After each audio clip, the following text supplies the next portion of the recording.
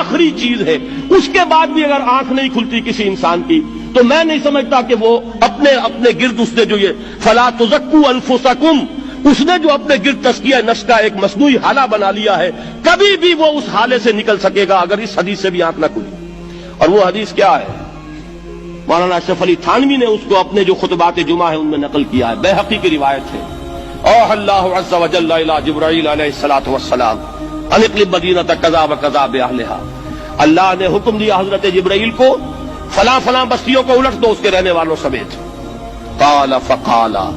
حضور نے فرمایا، اس پر حضرت جبرائیل نے عرض کیا بارگاہ خداوندی میں،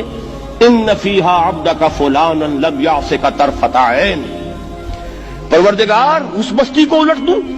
اس میں تو تیرا فلاں بندہ بھی ہے جس نے کبھی پلک جھپکنے جتنی دیر بھی معصیت میں بسر نہیں کی۔ اب آپ اندازہ کیجئے، یہ جو ہے نا اپنے آپ کو رگڑنا اور مانجنا اور پوری زندگی رگڑنے میں اور مانجنے میں لگا دینا، ہم بعض بزرگوں کے تذکرے میں سنتے ہیں اتنے اللہ والے تھے کہ ان کا گھوڑا بھی کوئی مشکوک دانہ نہیں کھاتا تھا، اور وہ خود جو ہے وہ انگریز کی عدالت میں بیٹھے ہوئے اور انگریز کی نوکری کر رہے تھے۔ یہ ہے وہ میکروسکوپک اور مائکروسکوپک کا عدم توازن، طاغوت کی چاکری کر رہے ہیں،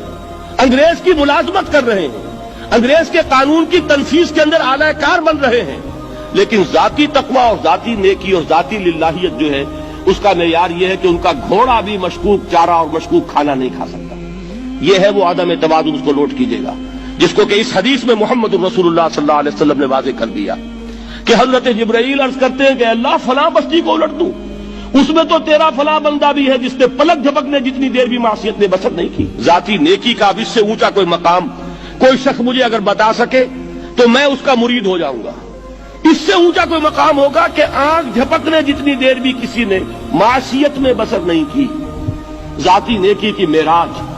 لیکن حکم کیا ہوا بارگاہ خداوندی سے؟ قال فقال، حضور نے فرمایا، اللہ تعالیٰ نے حکم دیا جبرائیل کو، اقلب علیہ وعلیہ، الٹو اس بستی کو، پہلے اس بدبخت پر پھر دوسروں پر۔ کیوں؟ فإن وجهه لم يتمعر في ساعة قط، اس لیے کہ اس کا چہرہ کبھی میری غیرت میں سرخ نہیں ہوا، اس چہرے کا رنگ نہیں بدلا۔ بے غیرت انسان، بدیاں پھیلتی رہیں، میرے دین کو روندا جاتا رہا، میری شریعت کی دھجیاں بگڑتی رہیں، عوامر کا مذاق اڑایا جاتا رہا، نواہی کے لیے دنیا کے اندر جن چیزوں سے میں نے روکا اس کے لیے فلسفے تراشے گئے، اور یہ لگا رہا مست رکھو ذکر و فکر صبح گاہی میں اسے، یہ سوائے ذاتی اپنے اس اصلاح کے اور ذاتی تقویٰ کے اور ذاتی نیکی کے اور ذاتی عبادت گزاری کے یہ میدان میں نہیں آیا، اس کا خون نہیں کھولا کبھی، اس کے چہرے کا رنگ متغیر نہیں ہوا، لہذا یہ دوہرا مجرم ہے۔ یہ ہے وہ تصور جو یہاں پر نوٹ کیجئے۔ ہاں، اس کے یہ معنی بھی نہیں ہے کہ نماز بھی نہیں پڑھ رہے، روزہ بھی نہیں رکھ رہے، اقامت دین کے کارکن ہیں، فرض نماز آ گئی ہے وہ چلی جا رہی ہے، جماعت کا کوئی اہتمام نہیں ہے۔ اب یہ دو انتہائیں ہیں،